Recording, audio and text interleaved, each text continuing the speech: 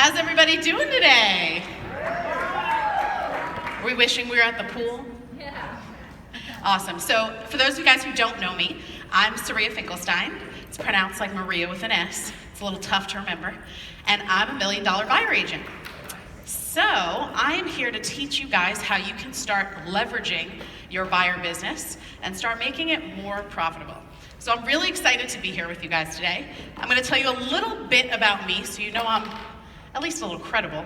You know you're hearing from someone who knows what they're doing. So I'm on one of the top teams in the country. I'm the lead buyer specialist. Our team is based in Fort Lauderdale, Florida. A little bit sunnier than here. Very cold. I'm a total wimp here. So for me, what my job looks like is I'm working for this team. And when I first got into the business, I didn't really know what getting into real estate actually was. My aunt has been a realtor for 20 years.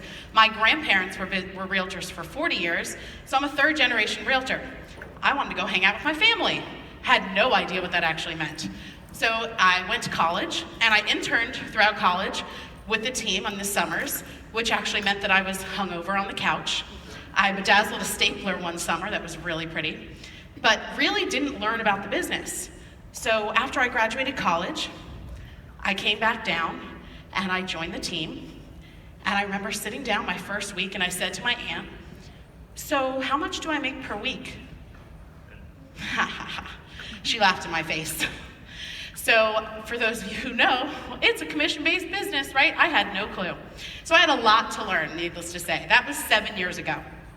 Now fast forward 7 years, I run our buyer team. I teach buyer agents all around the country, and I will sell 100 homes this year. So let's talk a little bit about how we can do that, because we can only be in so many places at one time, right? So who in here loves working with buyers? Okay, that's more hands than I expected to see. So for those of you who don't love working with buyers, let me try and figure out the reasons why you don't. Buyers eat your time, right? They don't know what they want. You're driving them around all over town trying to figure out where their home is, etc. They have no idea what it is what they're looking for. That's one of them, right? Everybody thinks that buyers don't know what they're looking for, so they don't want to waste their time. They don't want to put them in their car. They don't want to drive them around town, all that jazz. Does that sound familiar to any of you guys out there? So what if I could teach you a way that you could run a buyer business and never have to show a home again? Did you catch that? So of those 100 homes that I will sell this year, I will not see one of them. So if I haven't gotten your attention yet, hopefully I'll be able to in the next couple of minutes. So I want to talk to you guys a little bit about what that looks like. So buyer business. You know, when we get into the business, everybody starts as buyer's agent, right? You become a buyer's agent until you can become a listing agent. You're less than a listing agent. You're just a listing agent in training. Does that sound familiar? Right? Those who list last. Have you heard that before? So when I got into real estate, just like all of you guys, I started going to all these trainings, going to these conferences, and that was all I kept hearing, was those who list last. And it would piss me off. I was like, why? Why does it just have to be listings? Why do I have to become a listing business? So for those of you who don't know me, I am the queen of cheese. I am a total cheeseaholic, okay? So what does that mean? I love the feels. I love the feels of working with a buyer. I love giving the key as opposed to taking it away.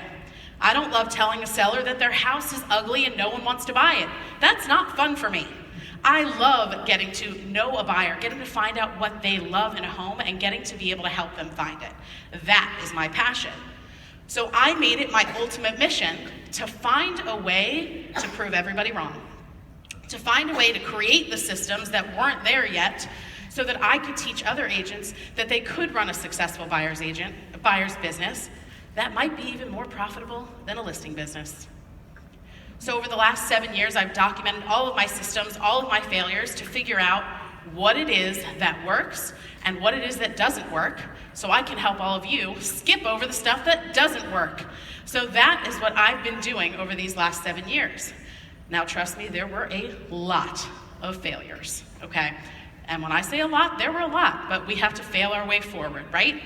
So today we're going to talk about some of those things. Let me ask a question to the audience. Who here uses buyer brokerage agreements? Not enough hands. You guys are breaking my heart. Okay, so for those of you who do, awesome. So for those of you who don't, let me ask you a question. Would you ever work with a seller without a listing agreement signed? This is participatory. No. So why are you working with the buyers without them? Why is it different? It shouldn't be. This is a big problem in our industry. We're treating the buyer business different than we're treating the listing business. So what we're going to be talking about is how we can start treating that buyer business more like an actual business so that we can start making revenue. Everybody wants to make a little bit more money, don't we? Of course we do. So let's talk a little bit about the buyer brokerage agreement, because for me, that was the game changer. When I was in the business 6 months, I took a course, and the trainer said, "Who in the room is working with buyers?" And I was so excited. I was like, "Oh, pick me, pick me." And he picked on me. He was like, "How many buyers are you working with?" I was like, "I'm working with 4 buyers." And he was like, "That's awesome. And of those 4 buyers, how many of those have signed a buyer brokerage agreement?" And I kind of just slunk down in my chair a little bit. And I was like, none. He was like, "Correction. You're working with 0 buyers. Your buyers are out right now at an open house writing an offer on another home, and there's nothing you can do about it." How does that feel? Like a dagger in the heart, right? We've all had it happen. Let's be real. It's part of your badge of becoming a realtor, right? From that moment forward, I told myself I would never again work with a buyer without that buyer brokerage agreement signed. There were a couple times in the beginning I made an exception, and every time I got burned. So I made it a rule that I would never again work with someone without that agreement. So for those of you who aren't using them, I'd like for you guys to call out, what is the reason why you're not using a buyer brokerage agreement? Nobody else does. Nobody else does. Okay. So there's always got to be a first for something, right? Women can vote. We can do all these things that once we couldn't do. So it only takes one person to make that change. So a lot of times it's, you guys aren't really clear with your own value yet. If you don't know your value enough and you can't show your value to them, why would they agree to do it? So a lot of times we've got to look back at our own business and see what could we be doing that's different, that could set us apart from the rest, so that by the end they're dying to sign that agreement. So do you guys want me to give you my script that I use when I present that agreement? That'd be helpful? Okay, cool. So I'm really big with the buyer consult. If you guys aren't doing buyer consults yet, you guys can look me up on YouTube and you can see my entire live buyer consultation, and that will really help you with your business, okay? So at the very end, after I've shown the value, because that's really important, no one's gonna sign that agreement if they don't know your value yet. You can't ask them in the beginning. You've gotta ask them in the end. And if they're not signing it, it's because you didn't show your value, right? So at the very end, I'm gonna slide that paper across the table. I'm gonna say to them, so this last paper that I wanna go over with you, this is my buyer brokerage agreement. We actually call it a VIP agreement. Everyone wants to be a VIP. So this last paper here, this is my VIP buyer agreement. And if you look through this, it's gonna tell you everything that I'm gonna do that's over and above what every other realtor is going to do for you, and why you should hire me to be your buyer specialist. Now, I only work with a certain amount of buyers at one time, because I know how much time it takes to dedicate to a buyer and give them the service they deserve. So all I ask is that if I'm going to dedicate myself to you, that you dedicate yourself to me as well, and don't go cheat on me with any of these other realtors. Do you think you could do that for me? I know, I can hear some of you guys like, I am not gonna say that. That's ridiculous. I get it. Now, you've gotta take it and you've gotta make it your own. Like I said, I'm the queen of cheese. I get away with a little bit more than everybody else does. And that's okay. You've gotta find your voice and your way. I've maybe ever had 2 people say no to that agreement. You've just got to ask. If you're not asking, you're not even giving them an opportunity to commit to you. Why do you want to drive around and commit all of this time to this person if they're not willing to commit to you? So you've got to look in the mirror.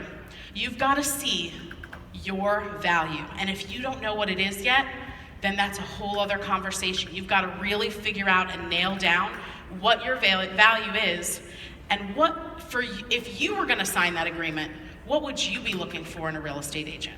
What would matter to you if you were looking? And if you can't figure it out, then we've got to work on that value proposition. That's a whole other conversation, okay? So going back to the script, I'm a really, really scripted person. You guys haven't even noticed it yet probably, but I've been scripting you the whole time. I've been using tie downs the whole time I'm up here.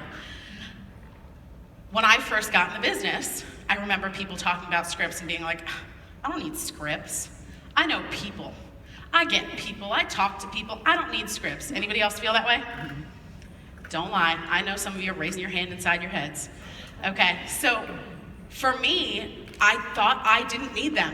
I really, truly thought that I didn't. That is what set me up and set my business up for success. And let me tell you why. When you know your scripts and you know them forwards and backwards, there's no objection you can't handle. You can actually listen to your clients. What a crazy thought, right? Listening to your clients, who does that, right?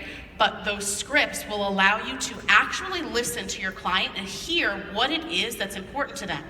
Because you don't have to worry about what the next thing is that you're gonna say, right? So many of us realtors, we can't listen because we're so concerned. We're like, oh my God, what's the next thing that I'm gonna say? Oh my God, oh my God, oh my God, oh my God. And then they finish talking, you're like, I didn't hear anything they just said, right? Those scripts make it so that I can be present. I can listen to every single thing that matters to them. I can listen to every one of their wants, their needs, and I can make it happen because I don't have to worry about the next thing I'm gonna say. I got monkeys in my brain with filing cabinets of scripts, so when I'm talking, they're like this, and they pull them out for me. But those scripts are what help me run a powerful business. So when it comes to scripts, a lot of people, we don't wanna sound scripted, right? We don't wanna sound like a robot. When you know your scripts, you don't sound like a robot. Now the key to that, what I always preach, is when you're learning scripts, first you have to memorize, then you have to internalize, and then you personalize. The problem is too many people jump too quickly from memorize to personalize. And what happens when you do that is you lose the intended message. You lose what the goal was of that script in the first place because you were so set on making it your own, right? A brand new realtor who doesn't know what they're doing is making it their own. These are scripts that have been tried and true for many, many years. Learn the scripts, be the script, internalize those scripts, and then make it your own. Then you can tell them not to cheat on you with other realtors, right? So one of my favorite scripts is for getting people into the office.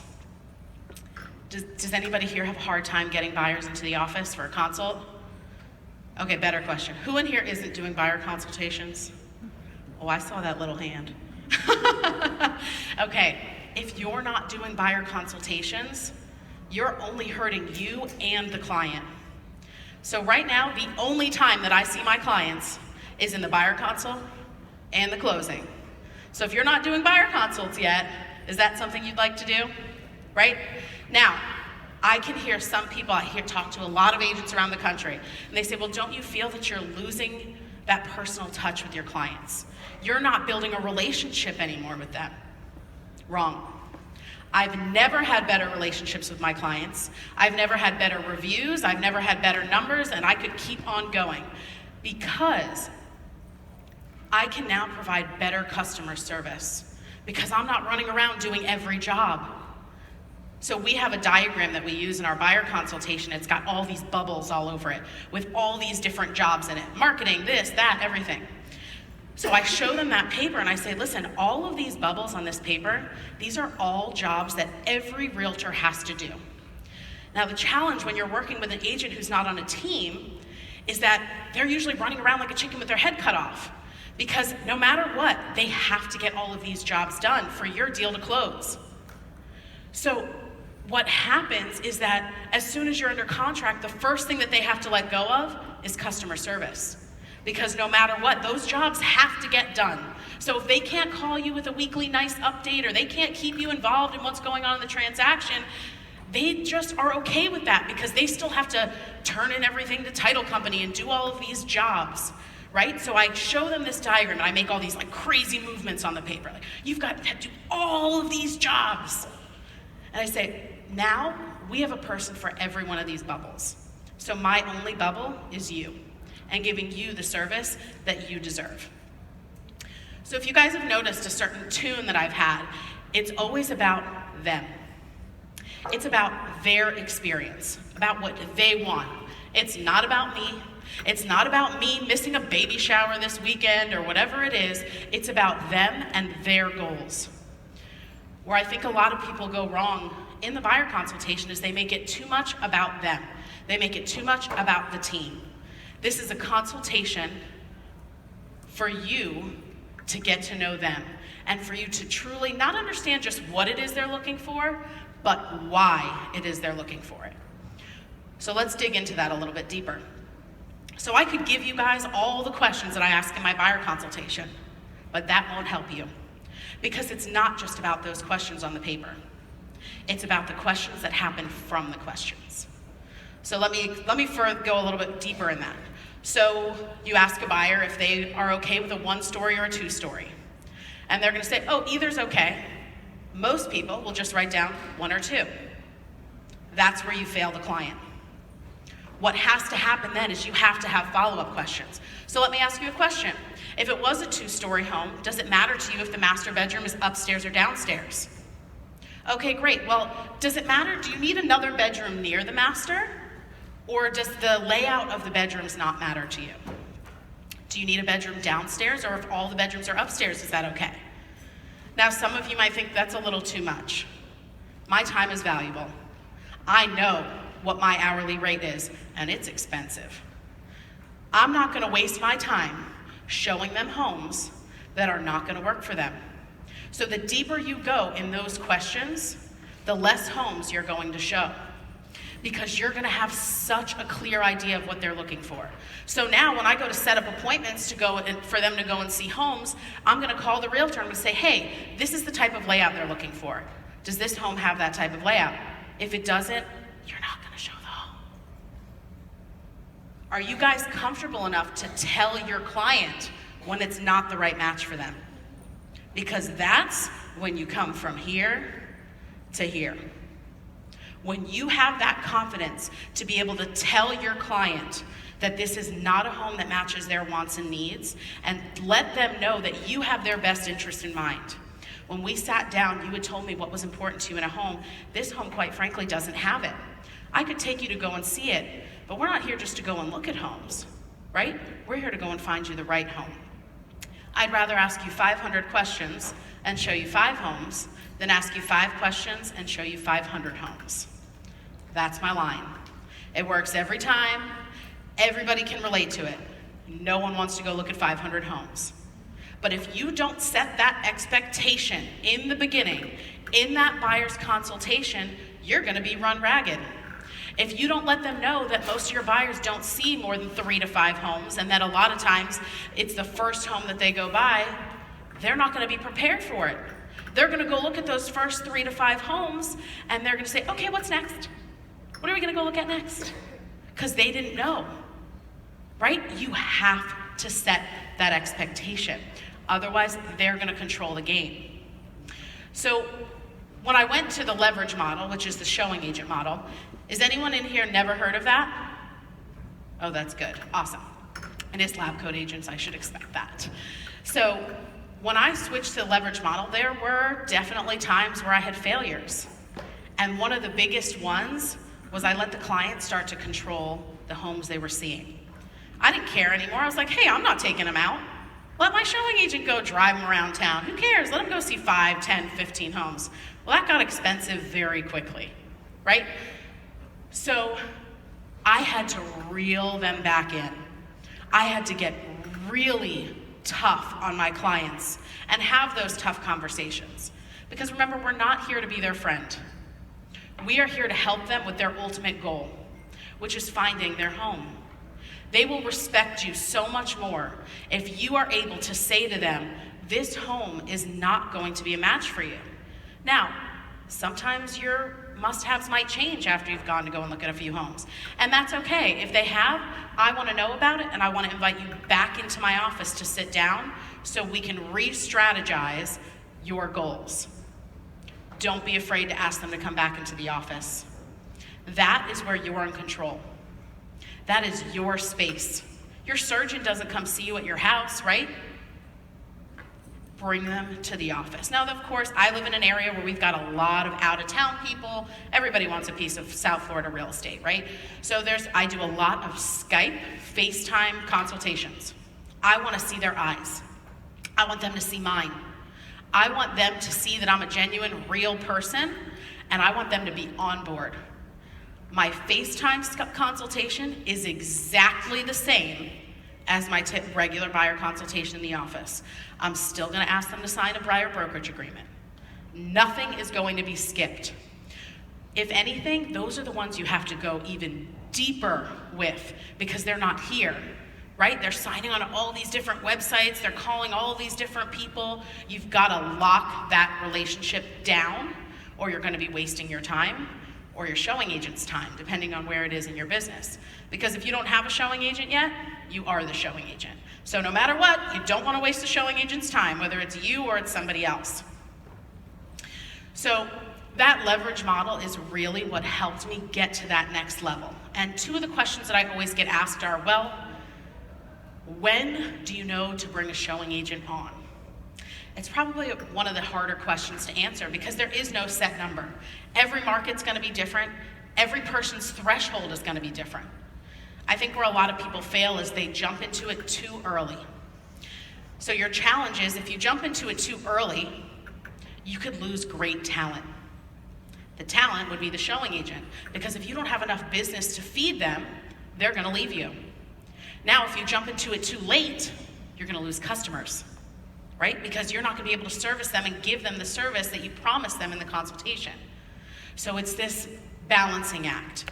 Typically, when you start to see that the customer is the one who's on the losing end of the stick, it's time to get some help. If it's you who's on the losing end, we come back seat. But when it's your client who's losing out and they're not getting into the homes when you promised them that they could, and they're not going to be able to get their offers in on time, now we have a problem. So let me tell you how I explain the showing model, because I know a lot of people have struggles with how do they get people on board, right? They hired me, but they need me to go and show the house, right? Who feels that way? So many realtors do, right? Because our egos are huge. We've got our faces on everything, our postcards, our flyers, everything. We think that we have to be there. So let me ask you a question. If your client didn't love a home, are you going to force them to buy it? No. So why do you think it has anything to do with you being there? It doesn't. So let me tell you how I explain it to my clients so that it's a no-brainer and they see that it's for them. So when it comes to showing homes, we work with a lot of people who previously had bad experiences with other realtors. And the most common complaint that we get is that the realtor wasn't available, they didn't answer their phone, and they couldn't get them in to see the properties around the buyer's schedule. So we saw that hole and we found a way to fill it. So what I've done is I've hired and trained multiple showing partners so that whenever you want to go and see a home, we work around your schedule. How awesome is that? Who's going to say that's not awesome? Everyone wants people to cater to them. It's just in how you explain it and how you set that expectation. Now, I'm going to go a little bit deeper and I'm going to say, listen, you don't need me to say, this is the kitchen and this is the bathroom. I'm worth way more to you than that. I'm the negotiation specialist. How sexy is that word, right? Negotiation specialist. I love that. So when I say that to them, they're like, oh, wow. So you're still going to be involved, right? Because they want to know. 100%. I'm still going to be the one writing your contract, doing the negotiations, keeping you in the loop, etc. That will still be me. This is my showing home specialist. They see hundreds of homes a week. So a lot of times you might reach out to us about a home and they might have already seen it. They'll be able to tell you what's good about it, what's bad about it, and if it's going to be a good fit for you. I promise that this showing agent is going to make this the best experience for you. Does that sound like something that could work for you guys? I understand in the beginning it can be tough. It can be a challenge. It's our baby. Our business is our baby. We don't want to give our buyers to somebody else. It can be scary. We don't want somebody else in charge. So you've got to hire someone who's better than you. And I can hear all of you guys in your huge egos, nobody's better than me. I felt that way too, let's be real. Once you start and you realize that it's so much bigger than just you, and you can change other people's lives, that's where you start building a business. That's when you can bring someone else into your world and help them reach their goals while they help you reach yours. But remember, we talked about how timing is important, because if you bring someone on too early, you're not helping either of you with your goals. So you've got to really be intentional about the timing and when you bring somebody on. Brittany. So that's the other question that we always get. This is also a very tough question to answer. It's really going to depend on your area. I'm happy to talk to some people about the different structures that I've done, because I've done it in over 5 different ways. And I talk to buyer specialists all around the country, and every time I talk to them, they're doing it differently. You can do it per door. You can do a flat rate. You can also do a percentage. At this point in my business, I have my own personal showing agent, so she is working with every single one of my clients, so she makes a percentage of every dollar that I make. You've got to put your ego to the side when that happens, because there's going to be some deals where she shows them one house and she doesn't do anything else, and I'm still paying her that percentage, right? You've got to put that ego to the side. And then there's going to be times where she's got to take that buyer to see too many homes, right? We've got some of those difficult buyers. They're just going to be there. They're going to have to see more than 3 to 5 homes. She's going to really earn her commission on that one. So it typically is going to balance itself out. Where I've seen a lot of the relationships fail with showing agents and buyer's agents is when the buyer agent gets their ego involved and they start trying to adjust the compensation because they didn't do enough work in a certain transaction. So don't do that.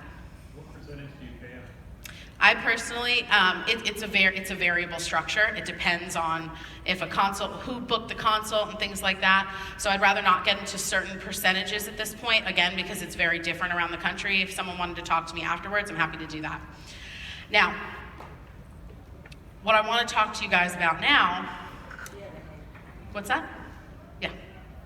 I just wanted to ask you the script to get them in the office. You were going to say That was the 505. She was asking the script that I was going to say for getting them into the office, and that was that I'd rather ask you 500 questions and show you 5 homes than ask you 5 questions and show you 500 homes. It works every time. It really does. buyers are like, I just want to see the house. I just want to go. Oh, that's my favorite. I know. Right, so she's asking, what about when the buyer says, I just want to see this one house? Have we ever gotten that call before? So this is where your confidence has to kick in. Because it's so easy to just get in the phone, oh man, you know what? Especially when there's an extra 0, right? When it's $1 million instead of 100,000, we're like, oh, but what if it is just this one house? That would be awesome. All right, I'm gonna get in the car and I'm gonna go do it, right? Our rules go to the side all of a sudden when there's an extra 0. So this was something that took me a long time to be able to say. So when I'm on the phone with someone and they say, well, I really just want to see this one house, I would say, you know, I want to be honest with you. I get calls like yours all day long. And to be honest, if I got up every single time that someone called me just to go see one house, I wouldn't be the real estate professional that I am today. I know that the way we run our business with the consultative approach is truly what's going to help you get to your goals faster. You see, we believe in the consultative approach. What that means is inviting you into the office so we can go over the home buying process, do a complete market overview, and set up a time to go look at homes. I'd rather ask you 500 questions and show you 5 homes than ask you 5 questions and show you 500 homes. I have availability in my schedule for tomorrow at 2 and Wednesday at 4. Which time is better for you? I'm just gonna keep going for the close. So if you're not confident enough to turn them away, because then sometimes they're still gonna push back, right? They're still gonna push you back. They're gonna say, I know that I just want this one house. So I'm gonna ask a couple other questions. Well, tell me about what is it about this house that really stands out to you? What is it about this house that you really love? But the goal is to just get away from talking about the house. That's where the art of the scripts comes into play. You've got to be willing to say no. Listen, if you're looking for a door opener, quite frankly, that's not me. I'm from South Florida. We have 63,000 realtors in my real estate board, the largest real estate board in the world. There are 62,999 other realtors that you can call that would probably pick up their things and run right to the house to see you. But what we found in our studies is that over 85% of the time, that one house isn't the right house for you. So what I'd like to do is I'd love to set up an appointment for you to go and see that home. But let's do this. Come into my office, we'll sit down, we'll do a search together, we'll probably find some better options for you that you're not finding on the internet, and after our meeting, we'll go and see that home and hopefully a few other ones. How does that sound for you? No one's gonna say no, because you're giving them what they want. They wanna see the house, I'm gonna get them in the house, but they're gonna come into the office first. They're gonna sit down with me, they're gonna listen to my spiel whether they want to or not, and they're gonna sign that agreement. And if they're not willing to sign that agreement, then they've got to call one of the other 62,999 realtors, because I'm not a door opener. And you guys shouldn't be either. We're making the industry look bad. By doing this, they're going to constantly keep treating us like car salesmen, because that's what we are to them. All we are is someone who can give them get in the lockbox. That's it. That's all. That's what they think our job is just a lockbox opener. Unless you treat your business differently. Unless you teach them how to treat you. So, as I said, over the last 7 years, I've been documenting all of these systems and failures. And what I'm really excited to tell you guys is that now you get to peek into my business. You get to see how I do every step of the process. I've partnered up with Lab Coat Agents, and within the next 2 months, you will be able to buy a course that is going to teach you the nuts and bolts of how to build a massive buyer business, bigger than you could have ever imagined. It's gonna go through every step of the process, so it doesn't matter at what point in your business you're at, it's gonna help you get to that next level. It's gonna teach you where to find leads, how to generate them, what to do with you have with the leads, how to get them into the office, how to do your buyer consultation, how to get them to sign that VIP agreement, what to do after they're under contract, how do you get them from contract to close, what do you do after contract to create, or after closing to create customers for life, and then we're gonna teach you how to up all of it and treat it as red carpet real estate. So then we'll go back through everything we taught you and teach you how to one-up every single piece of it. I literally roll a red carpet out at my open houses and on closing day in front of the house. I told you I was the queen of cheese. I wasn't lying. So this course is going to be able to help you guys from every step of the way. Now the best part about it is you'll also have access to me. So when you're in that course once a week, you'll be able to go on Facebook, I'll be on Facebook Live, you'll be able to ask me any question that you want about your business. You will have me at your full disposal. If this is something that you think could help your business, or if you have a team and you think that you have buyer's agents who are good and have so much potential but need guidance, and you're too busy running the team that you don't have the time to train them, right? There's no other courses out there. That was my problem. There was no course out there specifically for buyer's agents. So I saw that void and I said, I need to find a way to make it so that I can grow the next generation of badass buyer agents, because that's my goal. I'm gonna make a bunch of little badasses. So you actually can, if you go on your app on the left-hand side, there's a little section that says Buyer Mastery. So if you click on there, you can sign up for the wait list and you'll get $50 off by doing it here today, so that you find out exactly when that's coming up. I would love to talk to each and every one of you guys. I've gotten a chance to talk to a few of you guys here and helped you find a little bit of a hole in your business. And that's really my passion, is coaching and training and consulting with agents to help them see the light and get to that next step in their business. And that's why this course was created. so that I could do it on a bigger scale. Because if with one-on-one coaching, I can only help a handful of people. But with this course, I can change so many of your businesses and help you build a bigger business than you could have ever imagined. I'm so thankful to the mentors that I've had throughout my real estate career. I wouldn't be where I was without them. And a lot of my success is because I wasn't afraid to go after it. I reached out to anybody who was doing well on social media to ask them, what are you doing? How is it working? Let me see a little bit into your business. What you don't realize is most people are willing to actually share with you. You're just not willing to ask. So I reached out, I have interviewed buyer agents from all over the world to find out what's working, what's not working, to do the research for this course and be able to bring it to you to 10x your business. And that's why this was created. For those of you guys, I don't know if any of you guys saw it, but about a year ago is when I did a webinar with Nick and Tristan. They're awesome, aren't they? I love them. And after that, when we got all of this reaction, is when we realized, oh my God, there's a huge need. These buyer agents don't have anywhere to go. They're all kind of just fumbling around, doing 20 deals, maybe 30 if they're a great buyer's agent. What can we do to help these people get to 100 deals a year?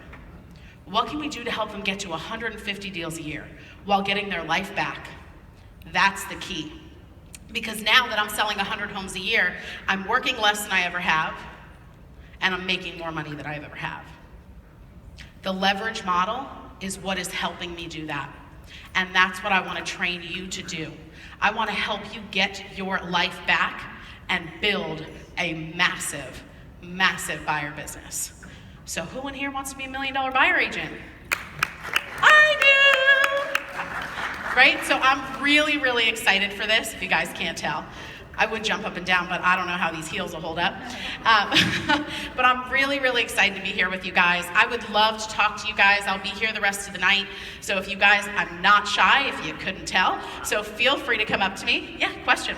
Okay, so I'm 3 hours north of you. Oh, awesome. And people are relocating Yep. from here to there. And Why? It's so nice here. Northwest Grant, the space program. Ah, okay. Are you in Cape? I'm in Satellite Beach, 20 minutes south. Okay. But my point is they've never lived in Florida. Uh-huh. As you well know from being here, it's different. Right. So the last one I had, we looked at 3 houses the first day. Mm-hmm. And when we got into the 3rd house, I said, I do this all the time. You want to write on this. I don't mind showing you the area because they don't know the area, but you want to write. So we did, and the next day I took them out again because she said I didn't want to buy something only seeing 3 houses. We're under contract, but I want to know, because you're in kind of the same market, how you get around that, showing them around the area, letting them know the area. So there's going to be certain cases where you're going to have to do that extra legwork. When someone's moving from out of town, put yourself in their shoes. You want to know where you're going to buy, right? Otherwise, they're going to say to you, you know what, I'm going to rent for a year so I can learn the area. So I'm willing to put in that time in the front end to show them the area, to make sure that it's going to be somewhere where they love. Now, before I do that, I'm not going to just drive them all over town, right? I'm going to ask them a lot of questions about what's important to them in the area that they're in, so that I can help them narrow it. You know, especially in Florida, we don't have great schools, right? So if it's someone who needs good schools, that's usually a really easy way for me to narrow that search. Speaking of schools, we're almost done, but this is something I implemented this year that is not in my consultation. I want to touch on it because it really, really helped me with my clients who have kids who are going to school. So it always used to be when they said that schools were important to them, I would say, okay, great, awesome. And then I would pick the schools that were the good schools. Shame on me. I didn't dig deeper. So now I will not take them out until they go through the list of schools and they pick which ones they're okay with. I will send them the link to the school with all the school grades and tell them, this is your homework. I want you to go through all of these, and I want you to pick which schools work for you and your family. Because what works for you might not work for me. And I want to make sure that you're not going to go and fall in love with a home and then find out that the school that isn't going to work for you. So that I can save you time, because it's about them and not about you. I'm going to do this. Can you promise me that you're going to go through this list and you're going to choose the schools that are going to work for you? They'll get it. They'll understand. They don't want to waste their time and go look at houses that aren't in school districts that they want either. But again, those additional questions, failing forward, 7 years forward, and now I'm just realizing this because there were too many times when a client found a house that they loved, then looked up the school district, and they weren't willing to move forward, right? It's happened to me many times. So those questions that I'm going to teach you how to master going deep with these clients so that you can start showing 3 homes. Everyone want to start seeing 3 homes? Yeah. Last tip, when you guys are showing homes, do you guys show the best home first or last? So most of you that I heard said last. I heard a couple first, but the most that I heard said last. So I want to challenge you. Because if the last home is the best home, they're going to keep thinking, oh, so what's the next one going to be like? Oh my God, they're just getting better and better. I can't wait to see the next one. The next one's going to be amazing. But if the first one is the best one, by the end, they're going to be dying to get back to the office to write an offer. You've got to be intentional with your business. I want to teach you how to be intentional with your business. I want to teach you how to build a business that is worth owning, that can be profitable for years to come. I promise you that within a few years, once I start popping out all these babies, my business will be running on its own. I will have buyers going out. They will be getting the service that they want. They will be getting their goals reached, and I'll be getting mine. That's what it's about. Helping everybody reach their goals without giving up your life. And that's what I want to help you guys do. So if you guys are interested, I would love to talk to any of you guys. Please feel free to come on up to me. And otherwise, have a great conference and enjoy the weather.